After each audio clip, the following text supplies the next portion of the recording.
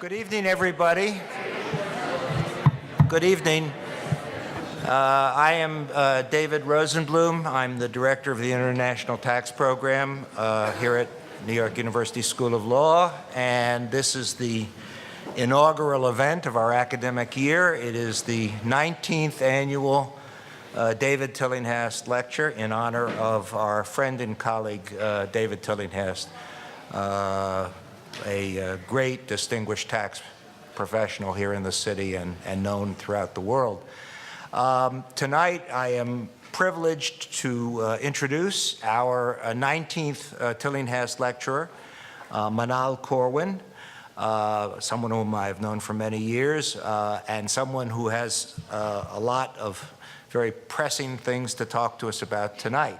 Manal is a principal with KPMG in Washington. As many of you know, she was recently, until about a year ago, Deputy Assistant Secretary of the Treasury for Tax Policy. That was her second tour of duty in the Treasury. She has a very distinguished background both in private practice and in the government.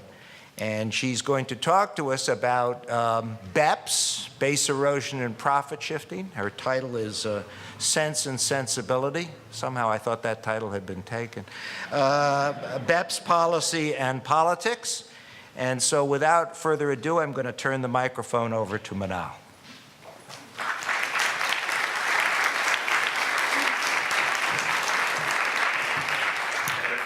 Let's get this down. Whoa, what did I do? All right. Thank you, David. You're right, the title has been taken. Good evening, everybody. It's just a true honor and a privilege to be here tonight to deliver the 19th annual Tillinghast Lecture. As David said, I did borrow the title for my lecture today from Jane Austen's well-known novel, Sense and Sensibility, in which Miss Austen, or Jane as I like to refer to her, explores the relative merits of making consequential decisions based on passion versus logic and common sense. Jane Austen's brilliance is rooted in her ability to be a keen observer of human nature, her astute awareness of the constraints of the culture and society of her time, and her brilliant sense of exactly what her characters must do to navigate the limitations of human nature and the constraints of their society in order to be effective. Put another way, she was a master of articulating how to be effective without changing the hypothetical. The debate about the taxation of multinationals has characteristics of both sense and sensibility. Specifically, the debate has two distinct strands. One is the measured and long-standing policy debate about the adequacy of current international tax rules and standards to protect the tax base of taxing jurisdictions. The second is a highly politicized mainstream public debate of more recent vintage focused on tax morality and whether multinationals are paying their fair share of taxes. While each of these strands is unique in its focus, the two conversations intersect in very important ways and are propelling the OECD initiative on base erosion and profit shifting, or BEPS, in ways that are likely to achieve tangible results in a very short period of time. I want to spend our time together today describing each of the two strands of the debate and analyzing the negative impacts of the, quote, mainstreaming of the issues around international taxation. I then want to offer a prescription for reconciling sense and sensibility in the context of this debate, drawing heavily on the recent US and global experience with FATCA and the wisdom of what the original architect of the US and global international tax system, Thomas Sewell Adams, referred to as enlightened self-interest. It is a prescription focused on the critical role of stakeholders in shaping policy consensus in a manner that, though fueled by public sensibility and political expedience, can lead to sensible policy outcomes and coordinated implementation that is, in the end, a step in the right direction towards reform. Finally, I want to identify what, in my view, are some of the key areas of opportunity to apply this prescription in the context of the current OECD BEPS initiative. So let's start with the policy conversation. Policy concerns about the limitations of current international tax rules and standards to protect against the ability of multinationals to shift profits in ways that erode domestic tax bases aren't new. There's been a long-standing conversation on the topic within the technical working groups of the OECD for many years. Notable outputs of that work have included a 1998 report on harmful tax competition by countries and follow-up work to curb those harmful practices, work done between 1998 and 2006 addressing treaty abuse, and a directory of aggressive tax planning schemes that began in 2006 and that is shared among tax administrators are just a few of the initiatives on which the OECD has focused on in this space. The topic has also been a staple of conversations and debates and is the focus of academic literature about US international tax policy, simultaneously linked with the need for international tax reform and juxtaposed against concerns about the competitiveness of US companies. Indeed, a review of past Tillinghast lectures illustrates the longevity and enduring nature of this conversation. Beginning with the third lecture in 1998 on tax arbitrage, delivered by Professor David Rosenblum, to the 2011 lecture on tax competition, delivered by Dr. Jeffrey Owens, the former head of the OECD's Tax Committee, 6 of the past 18 lectures have dealt with this topic, including Professor Michael Gratz's lecture in 2000, Taxing International Income, Inadequate Principles, Outdated Concepts, and Unsatisfactory Policy, John Samuel's lecture in 2007, True North, Charting a Course for U.S. International Tax Policy in a Global Economy, Professor David K. Johnston's lecture, Faux Firms and Fairness, Taxing Capital, Trade, and Production in a Global Economy, and Professor Dan Shaviro's lecture, The Rising Tax Electivity of U.S. Corporate Residents. This long-standing policy conversation has focused on the shortcomings and limitations of various aspects of the U.S. international tax system, including the merits of a worldwide system versus a territorial system of taxation, the appropriateness of an income tax versus a consumption tax, the competitiveness of multinationals, tax competition and the race to the bottom, and of course, base erosion and profit shifting. While views and prescriptions for change have varied, the need for some kind of reform has been a consistent theme. Notwithstanding the longevity of the policy conversation and the vast amounts of ideas, scholarship, and legislative proposals it has generated, very little has actually happened to significantly change the status quo globally or in the United States until now. Why? Because public outcry over the issue has fueled a sense of urgency among politicians and created a political imperative for change, at least outside the United States, but I believe ultimately in the US as well. The recent public outcry about the taxation of multinationals has certainly been marked by passion and emotion and has reached a crescendo of late. Spurred in significant part by the financial crisis and ensuing austerity measures adopted by a number of European capitals, there emerged a growing sense of outrage by the public about the role of large multinationals, particularly in the financial services industry, in triggering the crisis, and a heightened awareness and increasing sense of indignation as to whether multinationals were paying their, quote, fair share of tax. The growing firestorm escalated to a certain extent by NGOs, fueled by politicians on the defensive in the wake of their handling of the financial crisis, and fanned by the media, catapulted even fairly technical features of international taxation from the confines of academic lecture halls, government meeting rooms, trade association conferences, and specialized tax journals into the mainstream media and popular culture. Perhaps nothing illustrates this phenomenon better than the popular Dilbert cartoon published in 2010, mocking a financing structure referred to as the Dutch sandwich. In the cartoon, Dogbert tells a client, "I can lower your corporate taxes using a strategy that tax attorneys call the Dutch sandwich, and I'm not even making that up." The client responds, So that would transfer our tax burden to people who can't afford attorneys, to which Dogbert responds, yeah, their sandwich has a less appealing name. The issues have been covered on the front pages of mainstream newspapers, including the New York Times, the Wall Street Journal, and the Financial Times. They've been the subject of discussion on radio and television talk shows ranging from NPR and CNN to the Comedy Channel, where they were taken up by The Daily Show and The Colbert Report. And they've been featured in articles and mainstream magazines. In addition, widely publicized contentious hearings questioning the tax practices of multinationals further fueled public indignation and focused much of the attention on US multinationals. Headlines appeared all over Europe, naming and shaming multinationals. The European public responded with protests and boycotts. Politicians responded with commitments to take immediate actions, and companies went into damage control mode. While initially the extent of public attention to the issue was most pronounced in Europe, it has now fully caught on in the United States, aided in no small measure by the emotionally charged debate over inversions. The August 27th issue of Rolling Stone magazine featured this story: the biggest tax scam ever. Some of America's top corporations are parking profits overseas and ducking hundreds of billions in taxes. And how is Congress responding? It's rewarding them for ripping us off.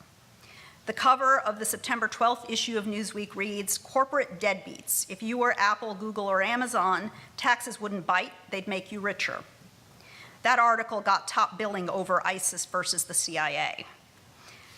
The September 20th issue of The Economist features this article: "Corporate tax dodging, transfer policing. Big economies take aim at the firms running circles around their taxmen." The topic has even made it to the silver screen in a documentary film by director Harold Crooks. So why did I show that? Well, I showed it partly because that film, that's the trailer for a film that made its worldwide debut at the Toronto Film Festival earlier this month, and has gotten, Variety magazine reviewed it with critical acclaim.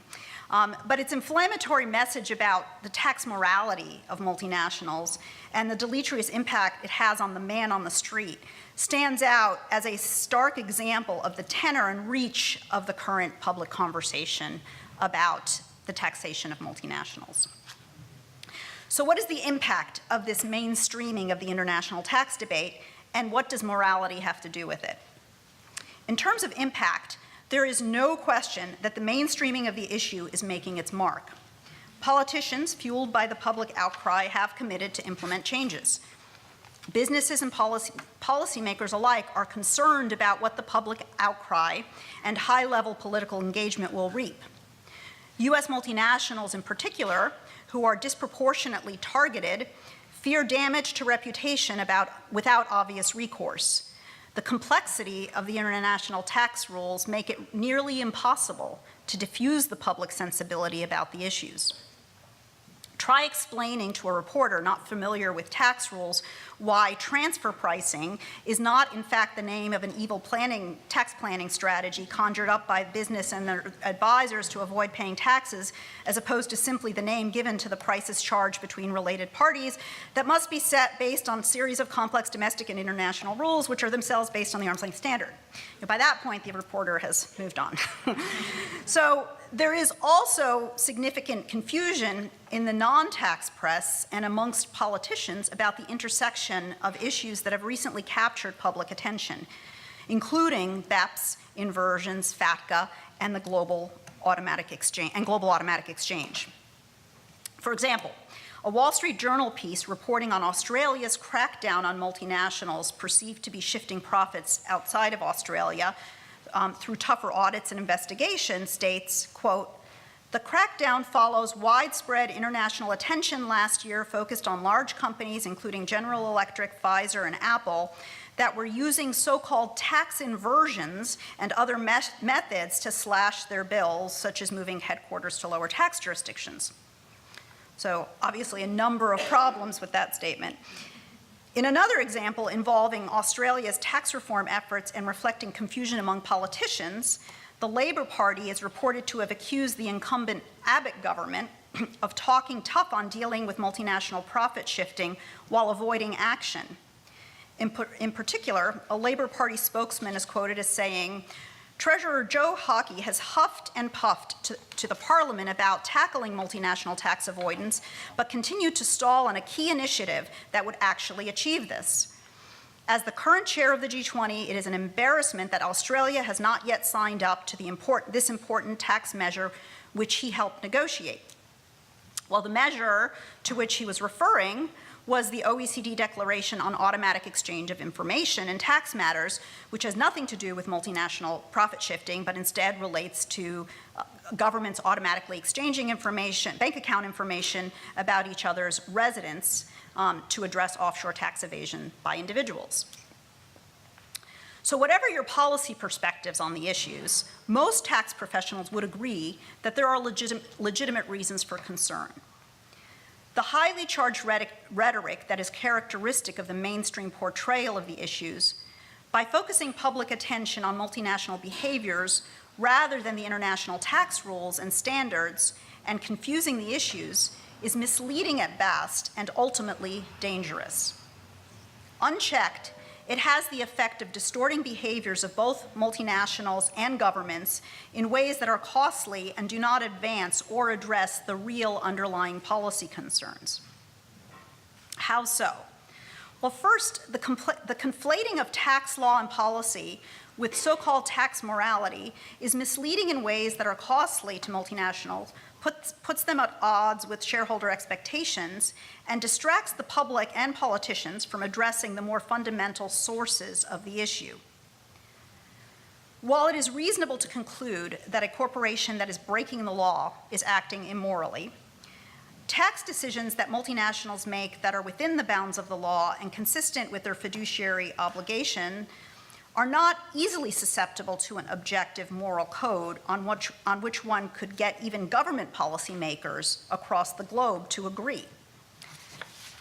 For example, while it might be easy to reach consensus that stateless income or income that is not taxed anywhere is not a desirable policy outcome, or that artificial structures lacking economic substance designed to avoid taxes are inappropriate if not illegal, it is more difficult to achieve a consensus around what is the right or moral amount of worldwide tax that a corporation operating across multiple sovereign jurisdictions should pay under the international tax rules that are in place today.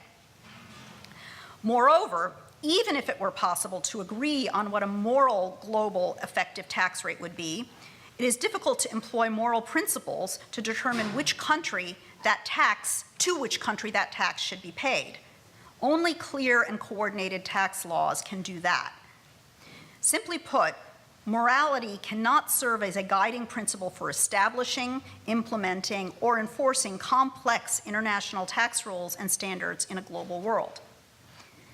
Second, while public naming and shaming may drive changes in behaviors of business and motivate actions by politicians, those changes and actions are not necessarily desirable or effective in addressing the fundamental issues and tax policy concerns.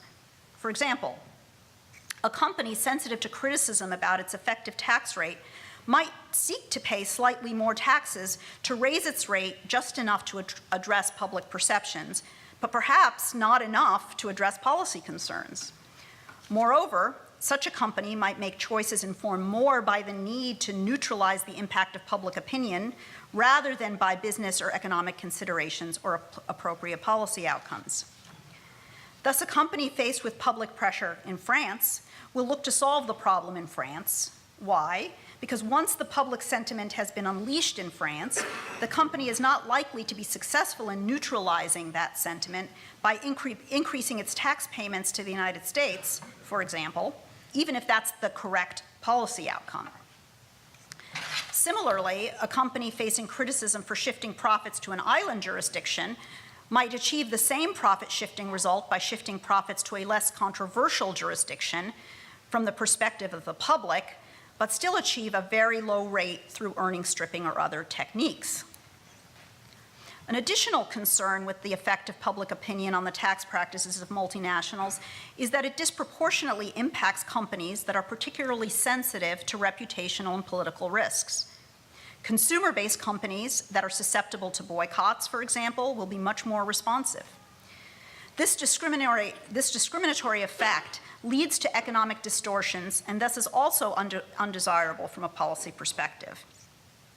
Even the staunchest advocates for changing multinational behavior should not be satisfied with these outcomes. The level of public pressure also impacts the behavior of politicians in significant and potentially undesirable ways.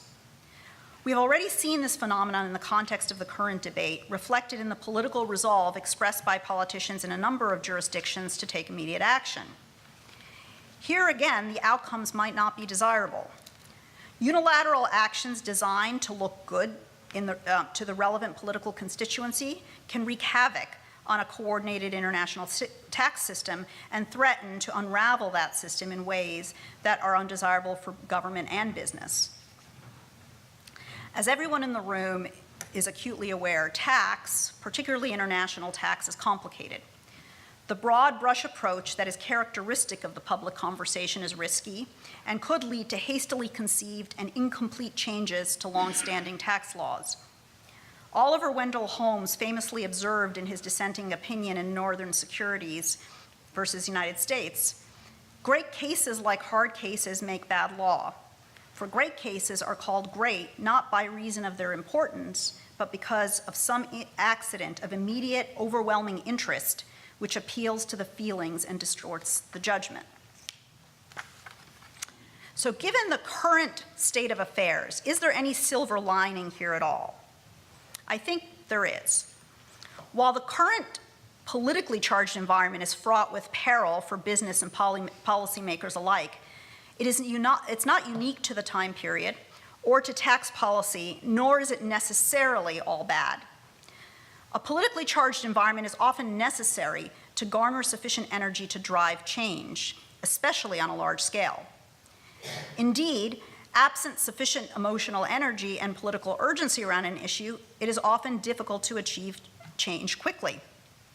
We have witnessed this phenomenon in the context of efforts to implement corporate tax reform in the United States.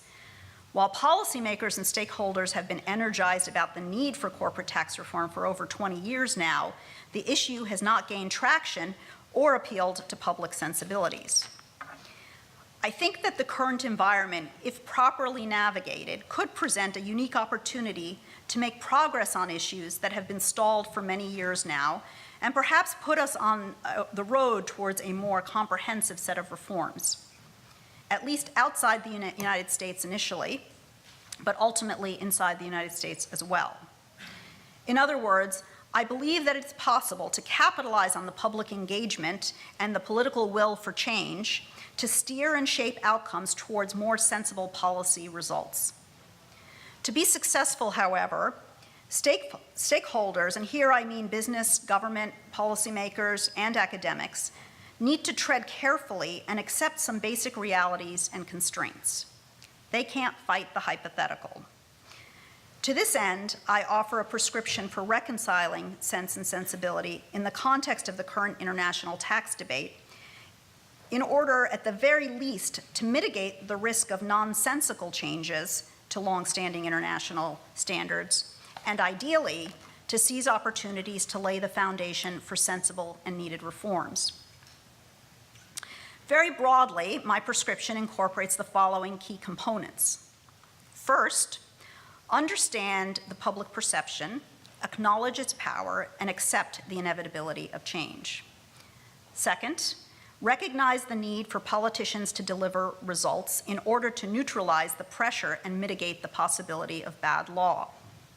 Third, appreciate the value, power, and critical role of coordinated action over unilateral action to mitigate negative consequences and achieve sensible outcomes.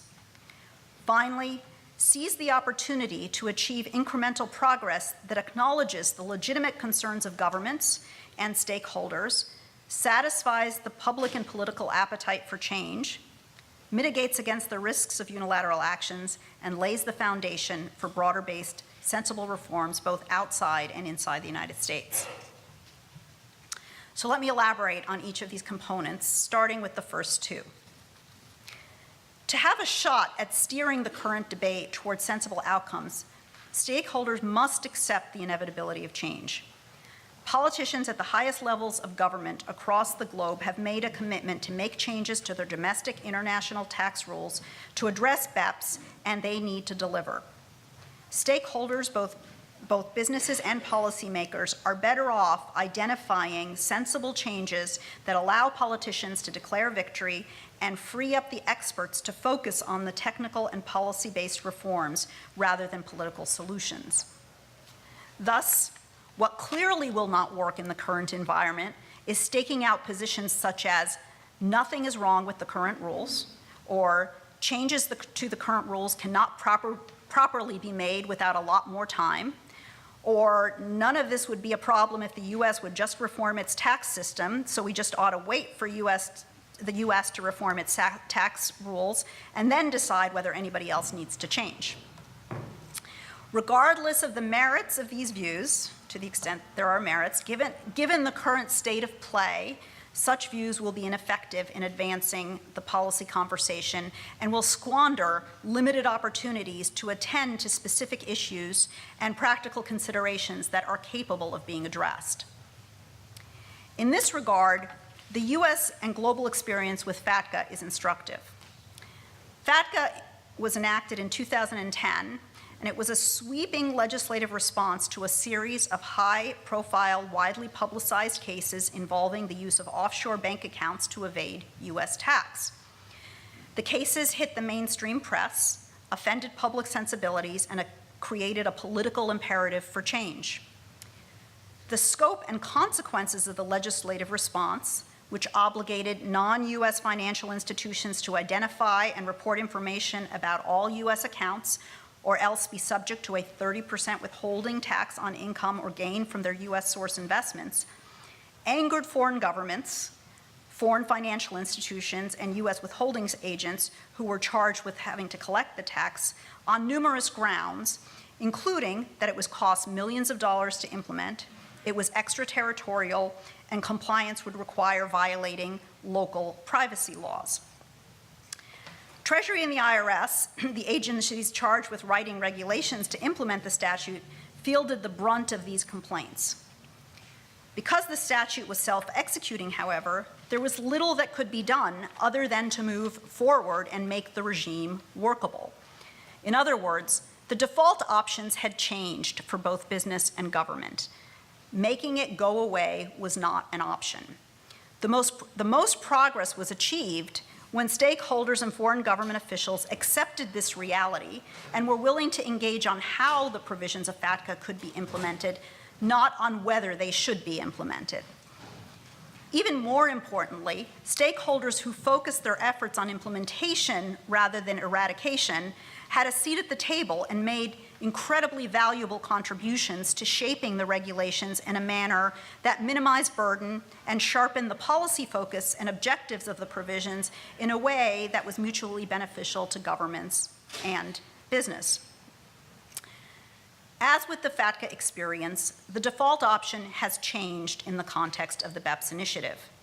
Doing nothing or making it go away are not options. Politicians at the highest level of governments have made it abundantly clear that they will not accept the status quo or wait for the U.S. to implement tax reform. Nor are they willing to agree to craft changes that depend on hypothetical reforms that the U.S. might make in the future. Thus, stakeholders must consider options that don't depend on these outcomes.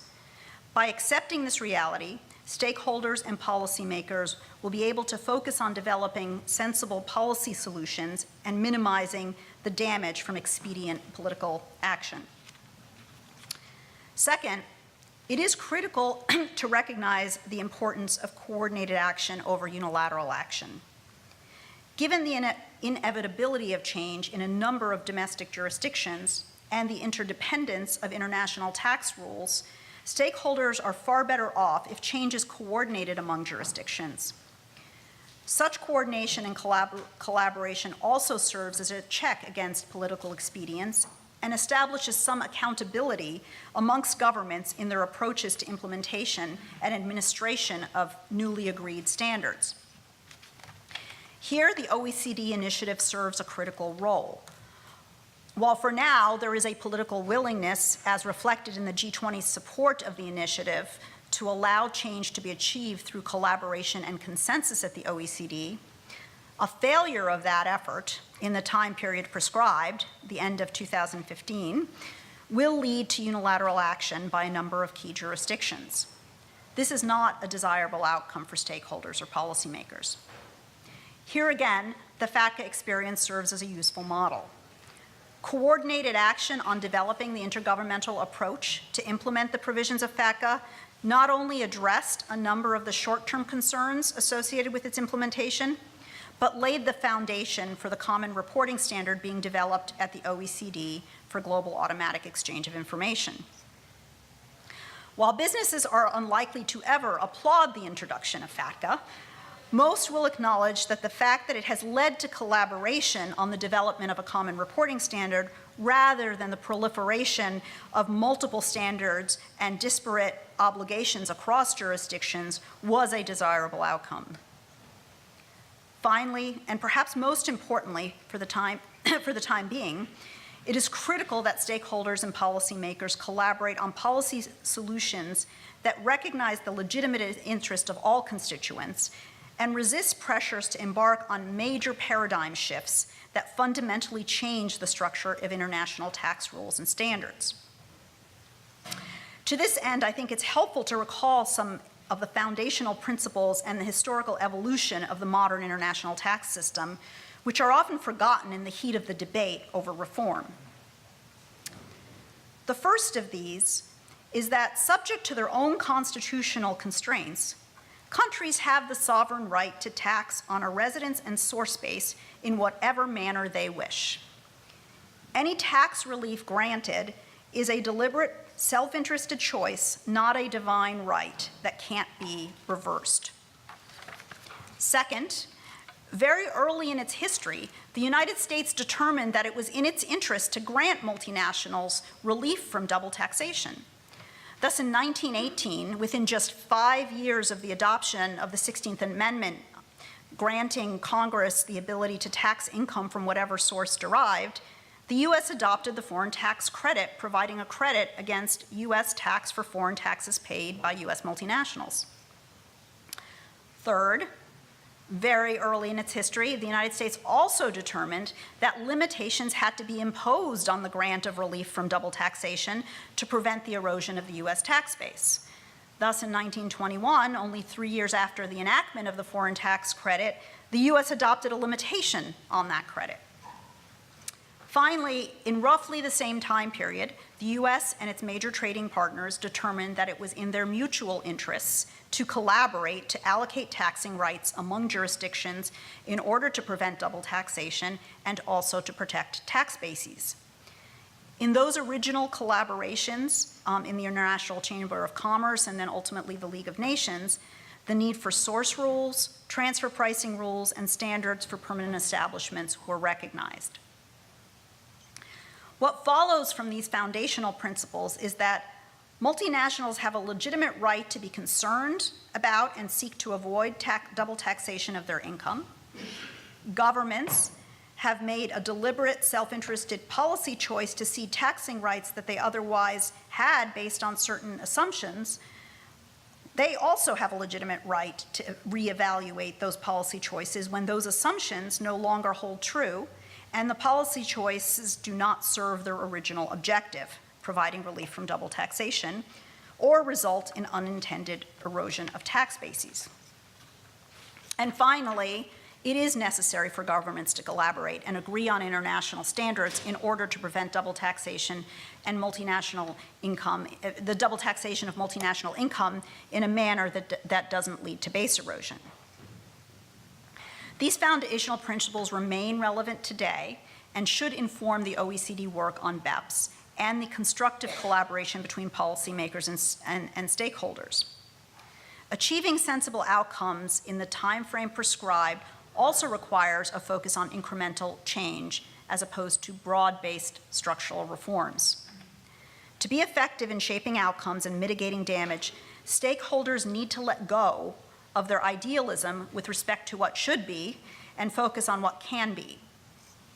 This can be frustrating for those whom I refer to as policy purists, including economists, academics, and policy experts who reject the viability of current rules more generally as an adequate basis for taxation and call instead for complete overhauls of the tax system, ranging from the adoption of formulary apportionment to the elimination of the corporate income taxes in favor of consumption taxes to other kinds of major surgery. Regardless of the merits of these proposals, they are not practical in the context of the current environment. They require time, political buy-in, and broad-based consensus, none of which we have today. As Thomas Sewell Adams, one of the original architects of the US and international tax regimes, aptly observed about economists in the context of attempting to achieve international consensus on a system of coordinated international tax rules and standards, he said, "The world needs the economist's version of the truth when it is fashioned after mature study. But let the economist cherish no illusion that it will prevail. The economist's truth is only one factor in the contest we call taxation." Adams went on to observe that that truth will have proved more effective the more completely its author, the economist, recognizes in advance its limitations, its functions, and the character of the other contestants. He thus advised policymakers and advocates to let go of idealism and exercise instead what he referred to as enlightened self-interest, to reach resolutions that balance the competing interests of all stakeholders. These observations remain relevant today. In order to seize the opportunity presented by the current environment and mitigate against its risks, it's critical to understand the perspectives and practical constraints of all stakeholders and collaborate to find solutions that are effective, even if not ideal. Perfect is the enemy of the good in this circumstance.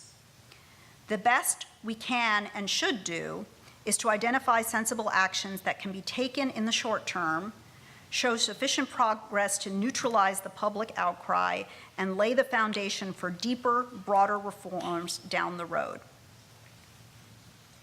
So I've spent most of this lecture focused on the strategies for navigating the current environment in a manner that reconciles sense and sensibility and leads to hopefully sensible outcomes. I want to end by briefly touching on some of what I see as successful examples of this prescription in action in the context of the OECD BEPS initiative to date, and the opportunities that I see going forward. 2 weeks ago, the OECD released its reports and recommendations on 7 of the 15 action items identified in its action plan to address concerns about base erosion and profit shifting that were originally published in 2013. These reports represent the consensus views of 44 countries and were just presented to the G20 finance ministers last week and will be presented to the G20 leaders meeting in November. Of the 7 action items addressed, the 2 with respect to which we are likely to see swift adoption and implementation by a significant number of jurisdictions are action item 2, dealing with neutralizing the effects of hybrid mismatch arrangements, and action item 13, dealing with the transfer pricing documentation and country-by-country reporting. While initially many were critical of these items on numerous grounds and advocated abandonment of both of these action items for various reasons, it became increasingly clear that both of these topics were high on the political agenda of a critical mass of jurisdictions, so change, again, was inevitable. Constructive stakeholder engagement after the first discussion drafts on these topics were released proved successful in narrowing the scope of both of these proposals in a way that balanced policy objectives with practical considerations. As a result, the report on neutralizing the effects of hybrid mismatch arrangements was modified to apply a bottoms-up approach rather than a top-down approach. So rather than everything's in unless we carve it out, it's only transactions that are identified that are in, with the ability to add where there's concern about specific transactions. Similarly, the proposed country-by-country report was significantly scaled down and made more user-friendly in response to concerns about balancing burden and confidentiality issues. There is important work that remains to be done on both of these proposals in 2015, which will require the same prescriptive approach to constructive engagement by stakeholders. Confidentiality is a very important one of those. In addition, the remaining items that will be the focus of the OECD's work in 2015 present even more challenging issues to be tackled. A few stand out as presenting unique opportunities, however. First, the work being done under action item 3 and 4 on strengthening controlled foreign corporation regimes and limiting base erosion via interest deductions and other financial payments seems like a tall order given that they are fundamental underpinnings of many international tax systems and are typically solely the domain of domestic legislation. In this regard, government officials have said that the focus of this work will be on establishing minimum standards in these areas. Both of these issues are important components of the U.S. tax reform discussion. While prospects for U.S. tax reform do not seem imminent, it is not inconceivable that progress on these issues in the OECD will have an indirect, if not a direct, impact on U.S. tax reform efforts when we finally get around to doing it. Several of the approaches to addressing BEPS that were identified in the action plan have already found their way into U.S. legislative proposals for reform. Thus, it would be naive to think that rules and minimum standards relating to CFCs and interest deductibility agreed to and adopted by a majority of the U.S.'s trading partners would not inform in some way the U.S. tax reform exercise in the future. Accordingly, the work in this area might present opportunities for stakeholders to participate in laying the foundation of future reform efforts in the United States. The second area of significant opportunity in the context of the 2015 deliverables is action item 14 on improving dispute resolution mechanisms, including the possibility of introducing mandatory arbitration. Stakeholders should pay very close attention to the development of this item and seize the opportunities to seek improvements in current MAP procedures and potentially commitments to adopt mandatory binding arbitration on a wider scale. Such an accomplishment would be the ultimate example of a silver lining made possible principally as a result of the current environment and the impetus for change. So I want to conclude by observing that Jane Austen's novel ultimately was not about the triumph of sense over sensibility. Rather, it was a statement about the absolute necessity of both ingredients, carefully measured and timely infused to reach desirable outcomes. It's an exciting time to be an international tax professional. We live in a world where public passion often fuels political action and can be a catalyst for change. We rarely, if ever, have the luxury to effect policy changes and enact rules in a sterile environment devoid of politics and emotion and informed solely by full information and carefully considered and thoroughly investigated academic scholarship. Thus, while the current environment unchecked is a dangerous platform from which to reimagine the whole international tax system, if navigated carefully, it offers a critical opportunity to reconcile sense and sensibility in a manner that produces results. To capitalize on this opportunity, tax policymakers and businesses require a measure of deliberateness, moderation, and a willingness to understand and be responsive to the sensibilities of the public outrage while driving sensible outcomes. We, the technical experts, have the ability to author and the responsibility to shape the next chapter of the international tax framework. We need to approach the issues accepting the realities of the day and exercising enlightened self-interest to reach constructive resolution. To that end, I look forward to our paths crossing in active and constructive engagement in this current policy conversation and those still to come.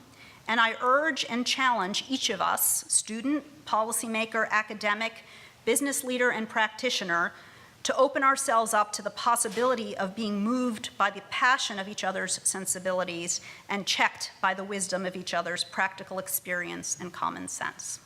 Thank you.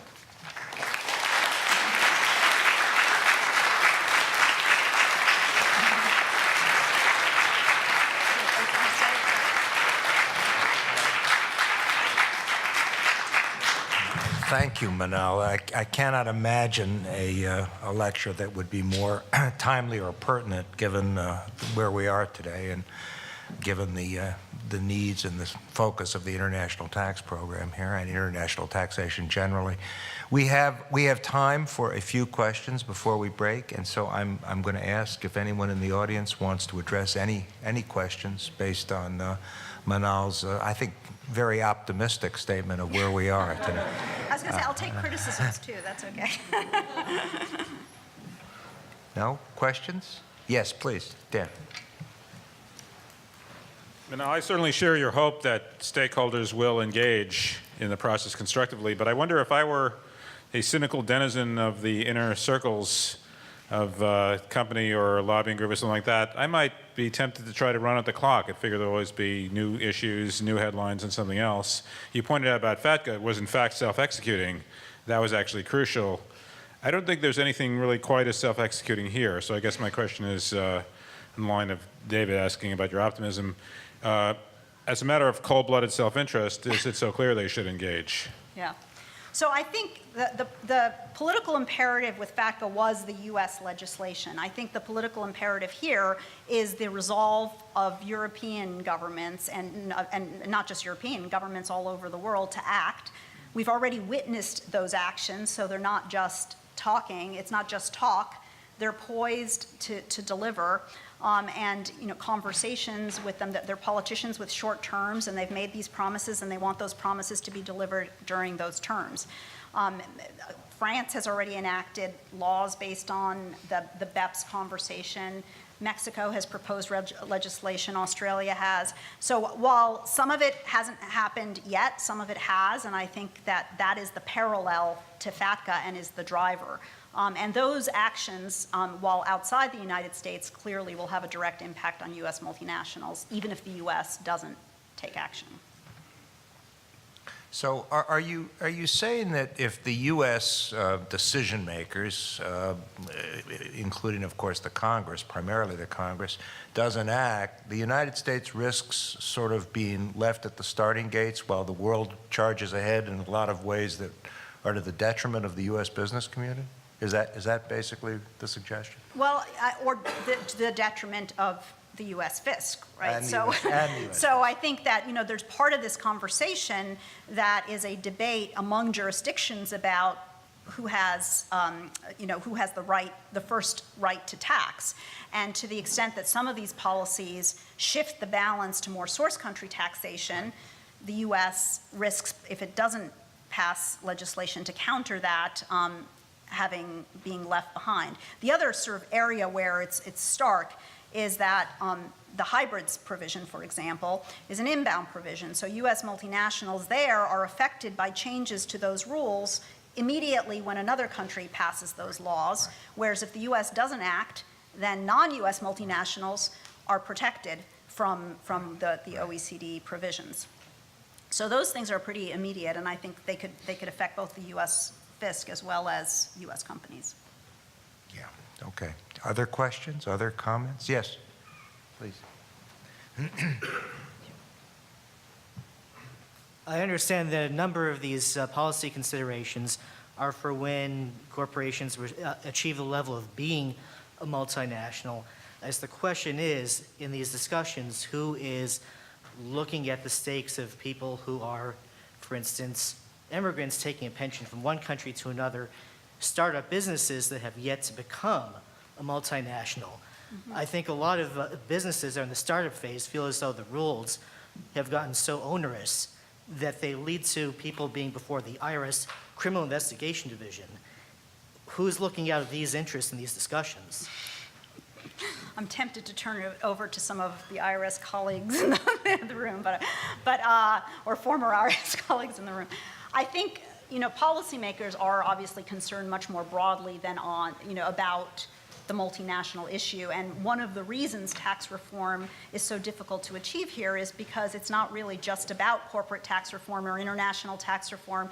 It is a much broader issue that balances concerns about domestic companies and whether they are at an unfair disadvantage relative to companies that are operating multinationally, and what is the impact on smaller companies that are starting up. So I think all of those issues are of concern.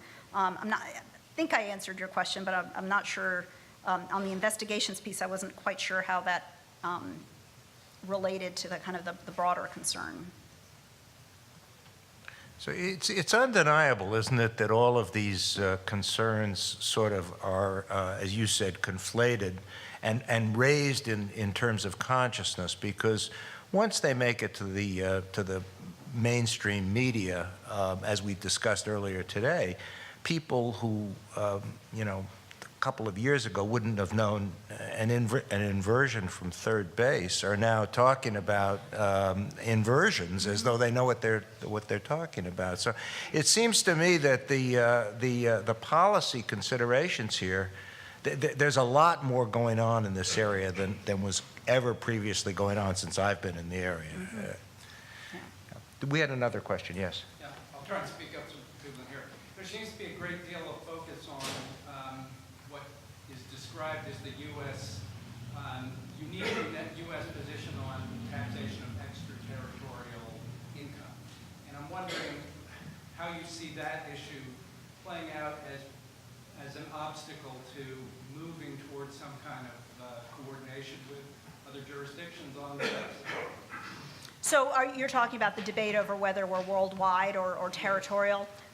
So I think that debate in some ways can miss the point. I mean, I think that there is no jurisdiction right now that is pure worldwide, at least in terms of the ones that the U.S.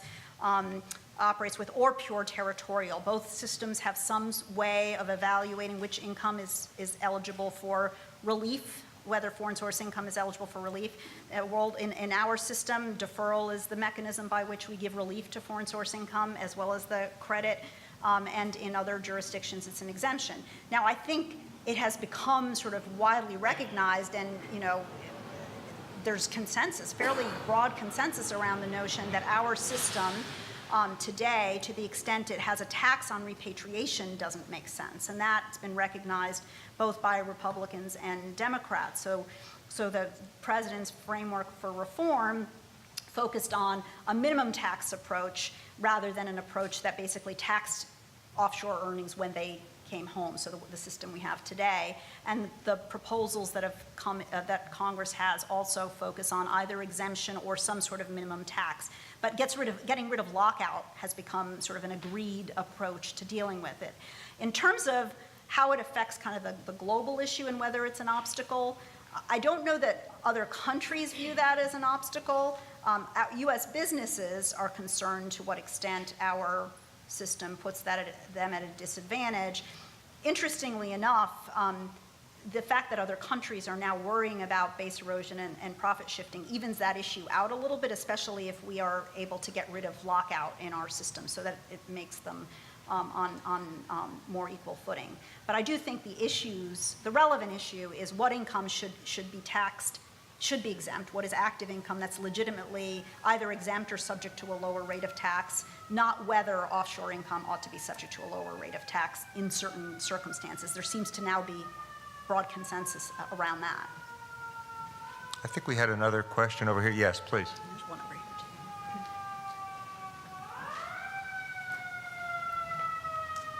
Hi, I have a question about BEPS. So it seems like BEPS is largely concerned with, or is concerned with, double non-taxation, right? So, but there could be instances, and I'm thinking of the country by country action, where there could be double taxation, because once we give a country, like India, for instance, all the information about our employees in India, they can sort of look and start reapportioning and saying, hey, this income should be attributable to India.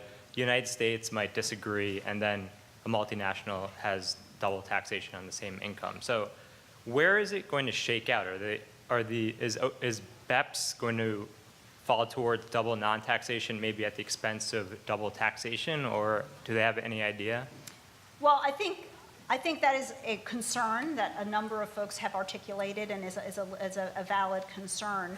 The OECD and its members are not abandoning the notion that part of what they want to do here is prevent double taxation. So the exercise isn't about let's forget about protecting against double taxation and now let's worry about this. It's really about how do we preserve and protect against double taxation while not permitting avenues for double non-taxation or stateless income. The point about country-by-country reporting is that the fear, let's see, the policy impetus for it is that kind of transparency is being called for because there's a concern that companies might have been saying to one jurisdiction, well, I don't have a lot of income here because my value-creating assets aren't in your jurisdiction, they're over in jurisdiction B, and then they're going to jurisdiction B and saying the same thing, that my value-creating assets are in jurisdiction A, and so the income is kind of disappearing in the system. So that is kind of the kernel of what's driving the need for that kind of transparency. Every country gets to see all the pieces, and the pieces need to add up to the whole. You're absolutely right, though, that there is a huge concern that some countries will take that tool, look at it, not like the results, because country A is getting a lot more income and tax than their country, and use aspects or factors that aren't necessarily relevant to determining whether that allocation of income is appropriate or not, and then immediately assess tax, and then the company will have double tax, more controversy, and increased costs. There is a fairly significant awareness of that issue, and the way that they're trying to address it is, number one, the OECD has repeatedly said that the country-by-country report is intended to be a risk assessment tool, not a basis for assessing tax. It's a statement, you can't always get countries to use it that way, but I think it also heightens the importance of what I was talking about with respect to improving dispute resolution. It becomes, I think, a very critical component here is if you're going to put out the country-by-country report, to the extent there are greater risks of controversies, it would really be important to have that then paired with stricter, easier dispute resolution mechanisms as well as means of arbitration, which you can resolve disputes very quickly. So that is what they're trying to use to mitigate against the concerns you've articulated. Great, thank you. Sure. I think we have time for one more question. Yes?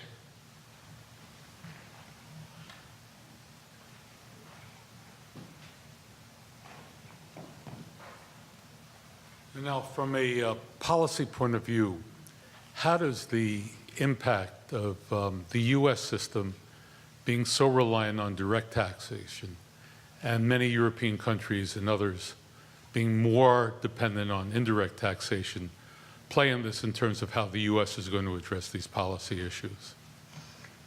Well, for one, it's a revenue issue, right? So we have, when we're just in the broader reform and any discussion about achieving tax reform, the big issue is how do you pay for it? There's again there's general consensus about the need to broaden the base, lower the rate, but you got to pay for it. And to the extent that we're dependent on direct taxes as opposed to indirect taxes, that matters. It makes it harder to move reforms forward.